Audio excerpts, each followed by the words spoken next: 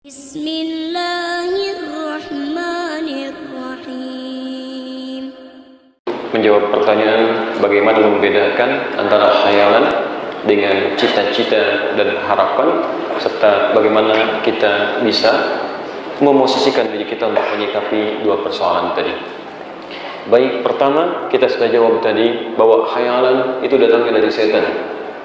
Ya, bisa diketahui di Quran surah keempat An-Nisa di ayat 116 sampai 119 yang secara spesifik di ayat 119-nya.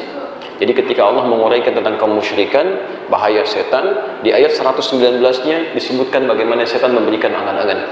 Ya, perhatikan kalimatnya. Wala udillannahum. Ya, dan aku akan sesatkan anak keturunan Adam itu.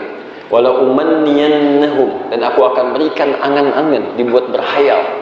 Ya, tamanni itu menghayalkan sesuatu pada yang belum diraih. Ya, awas hati-hati ya, menghayalkan sesuatu pada yang belum diraih. Jadi keadaan manusia ada yang disibukkan oleh setan untuk menghayal, dapat ini, dapat itu, tapi dia sendiri tidak berikhtiar untuk meraihnya. Habis waktunya digunakan untuk hal yang seperti itu. Karena itulah kemudian ketika angan-angan ini didatangkan oleh setan, turun ayat untuk menepis keadaan itu sekaligus memalingkan pada konsep yang benar. Maka dijawab kemudian konsepnya di Quran surah keempat An-Nisa ayat 32 itu. Wala tatamannau ma faddalallahu ba'dakum 'ala ba'd. Jangan pernah menghayalkan sesuatu. Lihat kalimatnya la, ya, yang bermakna nahi, larangan. Jadi larangan itu harus tegas kita hindari, jauhkan. Jadi cara cepatnya kata Quran, begitu ada khayalan dalam benak kita, la, cepat tinggalkan, palingkan. Ini enggak benar. Ya, ada teman lewat dengan sesuatu yang baru, handphone baru, ada otomatis ada pikiran di benak Anda tiba-tiba, saya pengen juga yang begitu. Kemudian mulai membayangkan sesuatu, langsung hilangkan, tepis. Ini nggak benar. Itu bukan punya saya, itu punya dia. Tapi Quran tidak berhenti sampai menampilkan persoalan, diberikan solusi dari situ. Kalau cuma menampilkan larangan, tidak dikasih solusi, orang bingung. Lantas saya melakukan apa? Ya kan? Maka kemudian turun ayatnya. Lanjutkan, lirijali nasibun mimma iktasabu walin nisa'i nasibun mimma iktasab.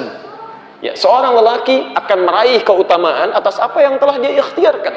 Demikian perempuan bisa meraih apa yang dia harapkan sesuai dengan ikhtiarnya. Jadi kalau dalam bahasa singkatnya, kalau kamu ingin mendapatkan seperti nikmat yang melekat pada dirinya, ayo berikhtiar seperti dia pun telah berusaha sebelumnya. Jadi kalau ada orang mendapatkan nikmat yang baik, mungkin dia telah bekerja keras, telah berdoa, bekerja keras. Anda ingin mendapat yang serupa, nggak usah menghayal, buang-buang energi, buang-buang waktu, buang-buang tenaga, dan buang-buang kesempatan untuk ibadah. Lebih baik mulai persiapkan rencana, ikhtiar untuk meraihnya, dan bertawakal pada Allah Subhanahu wa Ta'ala. Apa kaitannya dengan cita-cita dan harapan serta perencanaan? Dijawab kemudian di Quran surah ke-59 ayat ke-18. Perhatikan kalimatnya, awas hati-hati ya, karena kalimat perencanaan sesuatu dibuka dengan indah dalam Al-Quran.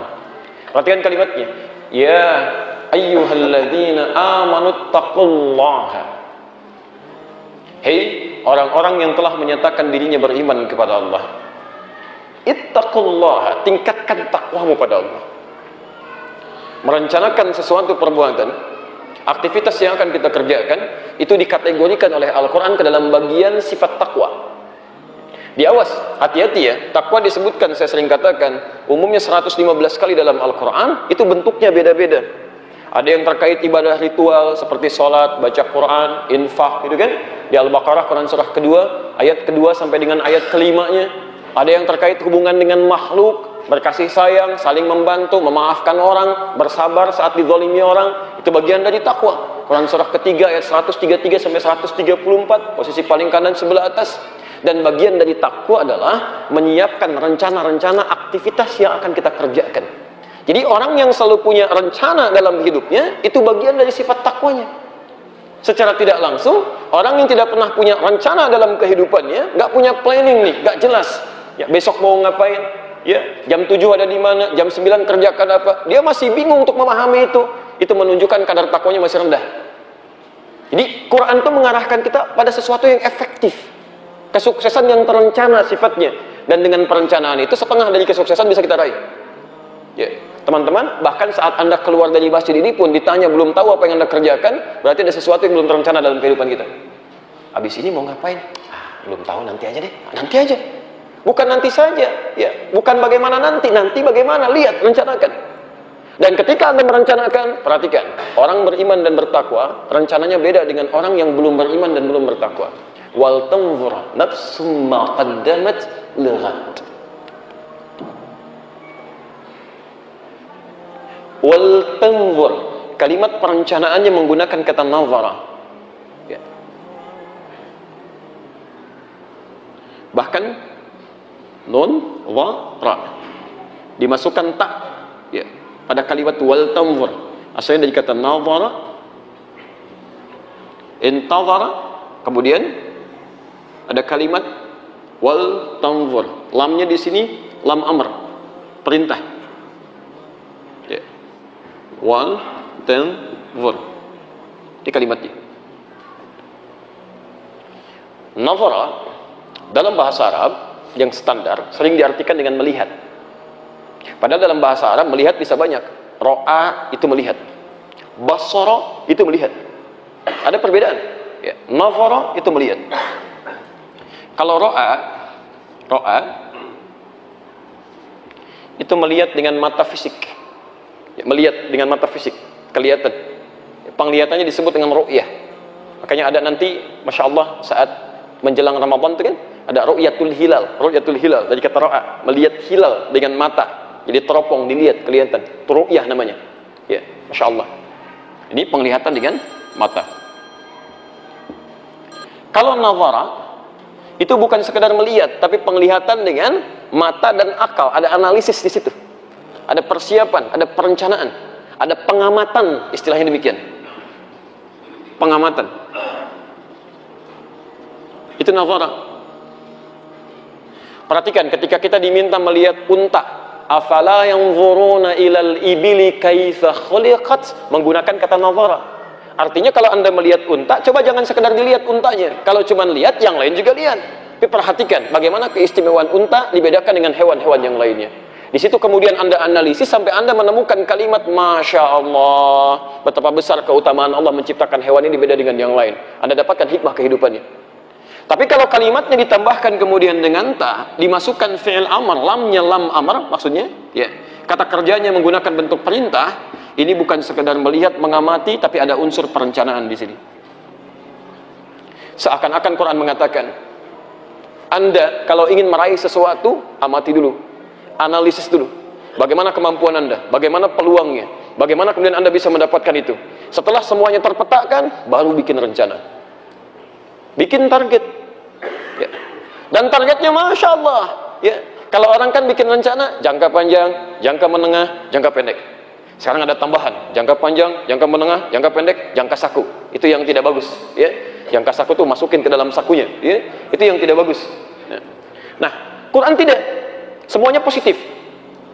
Anda bikin rencana wal tanzur nafsum, hendaknya setiap jiwa, setiap diri membuat rencana-rencana ma qaddamat lighad, yang dia bisa bawa hasilnya bahkan sampai kiamat, lighad. Jadi Anda harus punya visi, bukan cuma sekarang. Kalau cuma Anda sekarang belajar untuk mendapatkan dunia, jangankan Anda, orang nggak beriman pun begitu. Anak Anda ingin hebat bahasa Inggrisnya, jangankan Anda yang beriman, yang tidak beriman pun pengen lebih unggul. Kalau Anda cuma bisa merencanakan juara matematika, yang lain sudah dapat, maaf, olimpiadanya dapat, Nobelnya dapat. Kalau Anda cuma ingin jadi juara fisika, yang lain sudah duluan, yang nggak beriman pun bisa dapat itu. Kita tidak. Rencana kita bagaimana semua pekerjaan itu bisa bernilai saat di akhirat. Itu. Ada yang dibawa. Perhatikan, dan itu bagian dari takwa. Jadi kalau ada orang menyusun rencana cuma dalam urusan dunia saja, berarti perencanaannya terbatas sama dengan orang-orang yang tidak beriman. Orang takwa itu beda. Ya. Anda kerja sekarang, non-muslim pun kerja. Anda masuk jam 7, mereka jam 7. Anda berangkat gelap, mereka berangkat gelap juga. Tapi pekerjaan Anda mesti beda dengan mereka. Bagaimana caranya setiap langkah saya jadi ibadah? Bismillah, saya mencari nafkah karena Allah. Bukan cuma mendapatkan bagian dari materi dunia. Maka Anda hadirkan Quran surah keempat ayat 34 itu. Anda tuliskan di buku catatan Anda. Setiap Anda berangkat baca Bismillah, tugas saya mencari nafkah. Anda berdoa kepada Allah, ya Allah berikan kemudahan, ya Allah berikan kelancaran. Anda keluarkan ayat-ayatnya, Al-Baqarah 168, Al-Baqarah 172, Quran surah 7 ayat 96. Begitu melangkah, setiap langkah Anda dihitung bagian dari ibadah. Jadi rencana Anda itu bukan cuma mendatangkan materi dunia, tapi ada bernilai di hadapan Allah di akhirat nanti. Maaf ya, yang kecil-kecil aja. Dari anak-anak belajar, ibu mengantar anak ke sekolah, apakah cuma tugas mengantar atau Anda niatkan sebagai ibadah? Termasuk Anda menerima tamu misalnya, karena Allah atau karena tamu akan datang? Coba deh, kalau di rumah ada kue, ada macam-macam ya, tamu misalnya mau datang, Bapak Ibu siapkan kue. Anda siapkan kue itu karena tamunya mau datang atau karena Allah? Ayo. Kelihatan sederhana. Padahal, maaf ya, menghormati tamu itu, memberikan suguhan kebaikan, itu dibuka dengan kalimat iman. Man kana yu'minu billahi wal yawmil akhir falyukrim dhaifah. Siapa yang merasa beriman pada Allah dan hari akhir. Kenapa disebutkan hari akhir? Karena kita merencanakan bukan untuk hari ini saja. Ada kebaikan yang kita tenun sekarang yang hasilnya kita lihat di hari akhir nanti. Falyukrim dhaifah, maka muliakan tamunya. Itu poinnya. Coba dari sekian yang telah kita raih sampai dengan hari ini, semua usia yang kita dapatkan sampai sekarang, berapa persen dari usia kita yang sudah menjadi ibadah? Yang perencanaannya sampai akhirat.